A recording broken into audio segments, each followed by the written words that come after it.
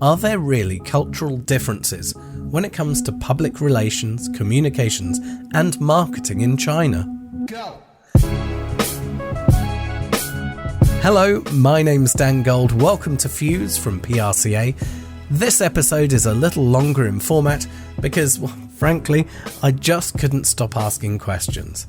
In a moment, we'll talk about who Brandigo are with Mike Golden, their co-founder and China president. Mike, thank you so much for joining us here on Fuse. Well, it's great to be here, Dan. Earlier this year, you took part in the PRCA International Summit. The topic you were speaking of was getting over the Great Wall, and I always like to highlight colons, successful marketing strategies and tactics for China.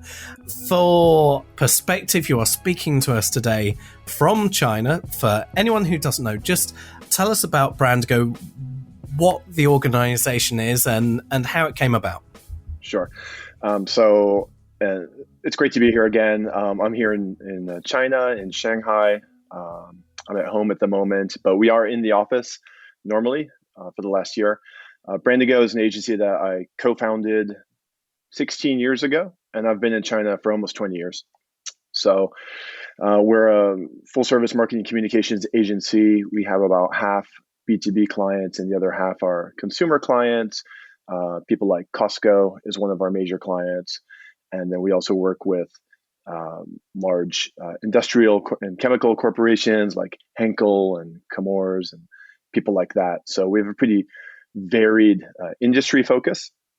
We do quite a lot of social media these days and digital campaigns, as opposed to, let's say, 15 years ago when we were doing a lot of traditional PR and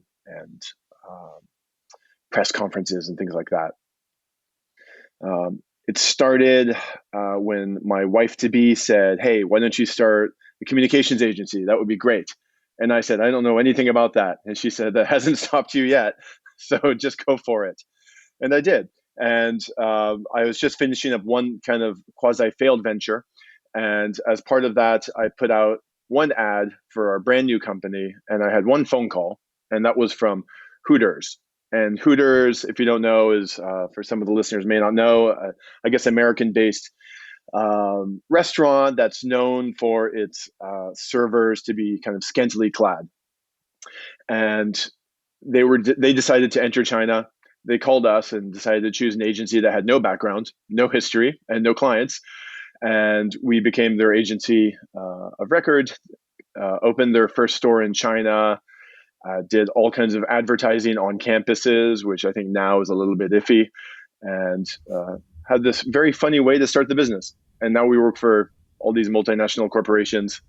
So our initial start was pretty funny. So in that journey, and I'm really intrigued about this path forwards. It's going from, learning the lessons of a organization that wasn't successful, taking the lessons from that and really going and doing something different. The securing of that initial client, when an agency particularly picks up their first client and you're getting the work out there, you're doing it, you're delivering on what you want to do, and you're going, okay, but we've got to attract new business. We've got to keep growing. We've got to get the second client, the third client, the fourth client. Did you have in your mind at that point what the client's, what the client fit would be? Or was it like a lot of brand new agencies, brand new organizations, you're in that space of going, we need clients, whoever they are, let's get them in the door and then we'll work out what we do with them, because we've got Hooters, but we need something else as well? Sure. I mean, it was, get cash. Don't run out of cash is every small business's mantra. So in the beginning, take anything and everything. And it was fine. And we made our way. We figured out what we were good at. And we actually launched the business as, let's say, a branding and design kind of company, but realized that actually was not our strength. Our strength was more about writing and media. And part of that was I have some background in that. So once we figured out that, hey, okay, this is our strength, and actually the market opportunity is great because PR has great value for clients. So once we kind of figured out the Venn diagram around that, we started to go in the right direction. And a lot of the other stuff was about, let's say, luck, being in the right place, having great friends who helped us early for sure. And when it came to the staffing of your office when you first opened the doors, was it relatively, was it a couple of guys when you started out? Was it a small team? What was the dynamic and the shape of it? And particularly the bit that interests me, I've worked for agencies that have tried to open offices in different territories in different parts of the world, and not necessarily having local knowledge or local connections has been a roadblock. Right. And China's hard for sure. Understanding the local culture and understanding how they do things here does take, a firm local touch. Speaking Chinese helps. I wouldn't say it's everything. Um, so getting great staff early is something that I was very lucky about, I guess. It's finding the right people here. Well, everywhere. It's everything, right? So, and it's still the challenge. I mean, if you talk to anyone in China right now and say, what's your biggest challenge? HR. Everyone's HR challenges.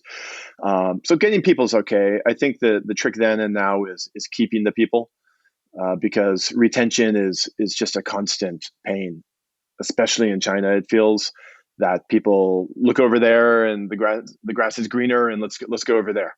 So you'll get resumes of people where it's 1 year at every single agency in Shanghai, and you're like, well, what am I going to do with you? You're going to stay for 1 year. It's a bit like the Silicon Valley situation where someone will work for all of the tech companies. It'll be short project and it'll be a very compressed time frame for each one. But then you may not necessarily have the confidence that they're going to stick around. And if you're going to invest in someone, it's beyond just getting them in to do a job, because you might as well just use a subcontractor. It's getting them in to be a part of the business, to grow the culture of the business and grow the organization on a medium to long-term basis. And I've certainly seen that. And London's pretty similar. You've got some agencies where, or people at different agencies where they do move really regularly, and they go project to project almost. That's the mentality that's come up. But also, as I understand it, and please educate me, I understand that Shanghai is a particularly competitive marketplace for working in the communication marketing sphere, and people are in that space of going, I've got these skills, you've got those clients, we can work together. And sometimes it's a case of bringing in someone because of their client book already. And with other people, it's because they're a specialist in X, Y, or Z. It's incredibly competitive here. And one of the things is that the salaries have gone through the roof, which people don't realize. The clients think, some of them think, hey, this is old China and you're manufacturing and, you're making the iPhones and things like that. So this can't be that expensive, when actually, it's very expensive here. I would say the salaries are on par or higher than European salaries for similar positions, lower than the US. So that's one of the very tough things here, I would say. So what I'm really intrigued about Brandigo itself is that you've got this footprint, obviously, in China, and you've got a great website. It told me the story of your organization, so I like that a lot. But also, you've got a footprint outside of China as well, and the North American Chinese dynamic is an interesting one when you've got firms trading into China and out of China into North America, and vice versa. How do you look at international global clients when you're pitching to them? Do you sell it as the position that you are an international firm and you can work at both ends of a project? Absolutely. So I think one of our strengths is that we are a quote unquote international firm. There are great local Chinese firms that are wonderful, but they're probably more oriented for Chinese companies.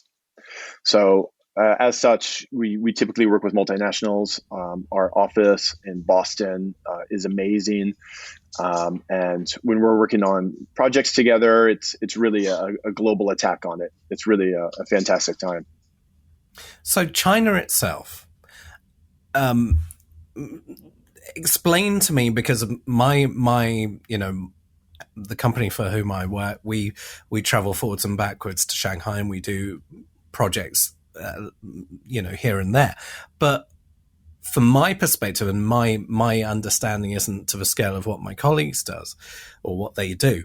But when it comes to the marketplace, whether it's communication, advertising, marketing, cross discipline, what is the shape of a Chinese corporation, and they'll immediately get and understand marketing, or they'll get and understand PR, or they'll get the whole range and understand immediately what goes where. Because I'll tell you, the companies that at times I've dealt with in North America, in Europe, they'll go, we just want an advertising agency of record. We want an AOR, and they'll deal with everything.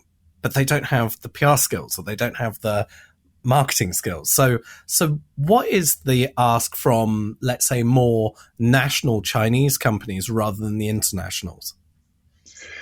I think the national Chinese companies will go a little bit into the darker side of communications, the places where we don't really want to go, the places where you're paying for coverage, you're paying directly journalists for coverage, you're using influencers, KOLs, a lot more than we might, and you're also possibly doing activities against your clients' competitors.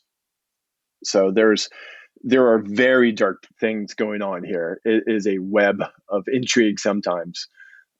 So you'll see, for example, like a home skincare brand or something like that, and suddenly all of these articles erupt of people their faces are burning from this thing, and I'm getting rashes, and it's all over the internet, and you've even got journalists reporting on it, and you realize, wait a minute, this is not true at all, and it's just been seeded through the web to take down your client. So there are things I would say that multinational corporations certainly shouldn't be touching, this kind of dark area of communications, and we certainly don't touch it either, of course. Complete eye opener to me. I mean, I understand attack ads. We've seen them used forevermore, that someone's battery is better than someone else's battery, or my car's better than your car, or whatever it may be. But to the point of using negative social to discredit it, ethically disturbing, is certainly a thing. What would you say as a cautionary tale? Because if that is an element of it forms some of the norm of the marketplace, what would you say to a company who's maybe in Europe or other parts of Asia, or Australia, or North America? I could name every continent. What would you say to them if they're thinking of launching in China, and really, they're getting all this noise that this is the norm here, this is what you should do? I mean, obviously, ethically, we would say don't do it because it's not right. But if there is so much noise about that, is there a risk reputationally for an organization that they do it and then they get their reputation tarnished outside of China? Absolutely, yeah. I think one thing is that, especially consumer brands have to really be ready for a tough fight here. It's not easy. They have to have a crisis communications plan ready, that's actually, it's actionable. It's not just something on the books. So that's something that's critical here. And then the world is one. The internet's bringing it all together like it wasn't 15, 20 years ago. So if you're doing things in China that are iffy, someone's eventually going to hear about it. And it goes the other way as well. So brands have a lot of trouble in China when they do something in the West, or let's say on Instagram or on Western media, which is not supposed to be able to be viewable from here, but a lot of people have VPNs and such and can. And they'll see that, for example, H&M earlier this year has a statement about ethical use of cotton, and they're part of a consortium, and Chinese people and possibly other forces in China started to ask, hey, we think that you're questioning us Chinese, and that you're saying that we're unethical, but you're doing business here, and we don't think that's right. And so they've seen what's going on at headquarters, for example, and here in China, the brand is acting in a different way. So they've been taken down because of that. So H&M, they've been in this huge controversy along with other apparel brands, and now H&M, I'll be surprised if they're not out of China, if they're not completely just been kicked out. So. And we look at different companies and their mission statements and how they'll stand for different ethical beliefs that they have in their belief sets. And when you're dealing with different parts of the world and different societies and different cultures, there are sensitivities in those markets which may not necessarily align with a brand statement in another part of the world. And we've certainly seen companies and celebrities who endorse products and services who have been who have faced roadblocks with China because they've said something outside of the country. Obviously, brands internationally are focused on growth and being in that market. But is there a time at which an organization needs to look at themselves and go, we'd like to sell there, but we're just not a fit because of our values, our goals, our organization? And it's not a criticism of Chinese people or China, but it's just not a fit for us. Absolutely. And I think a lot of organizations are just realizing that you can't have it both ways. If you want to be in China, you have to respect Chinese consumers, the Chinese. You have to follow the government rules.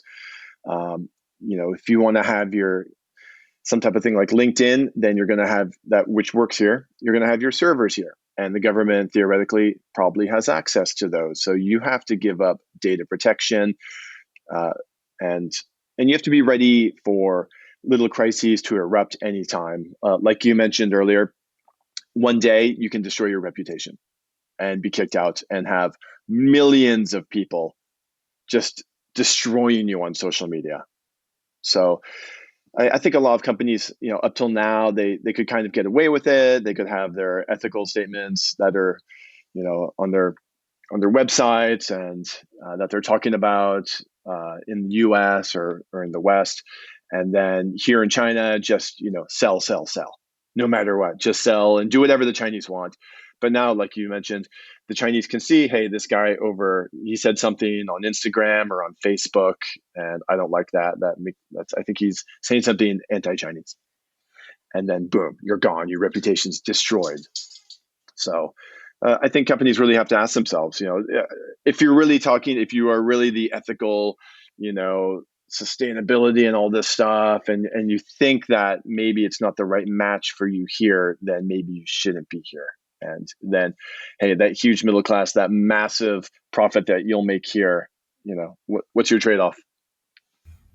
Yeah. So you've got this journey of the last, 2 decades, and now you're in this space and you're looking from here forwards.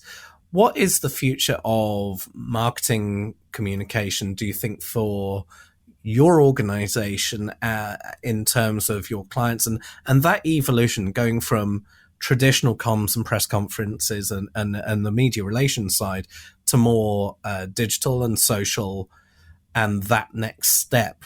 Where do you think it's evolving? What is that looking like? I think it's always about those digital activations here, because the digital ecosystem here is so different from the West. It's so complicated and it changes all the time. So you've got all of these channels. You've got Bilibili and Weibo and Xiaohongshu, Little Red Book, and WeChat, of course. A lot of Western marketers just see, oh, WeChat. If I'm on WeChat, it'll be okay. It seems to be the number one social media, but it's complicated in the way that actually works for corporations and official accounts and what you can do and can't do. So always for our clients, it's helping them follow the right path for their customer journey and using the right channels. So using the right channels is one thing, but then having the great content and something that really sparks imagination is what I believe is always going to be the hook. And that's the same as everywhere. So it's not a Chinese thing, of course.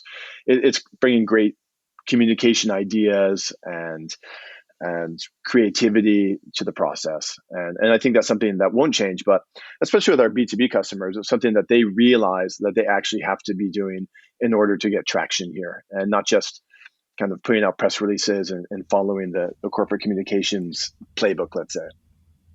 I've got one more thing to ask before our time is up, and that's in terms of corporate social responsibility. We look at many organizations and how they take that to heart in different territories.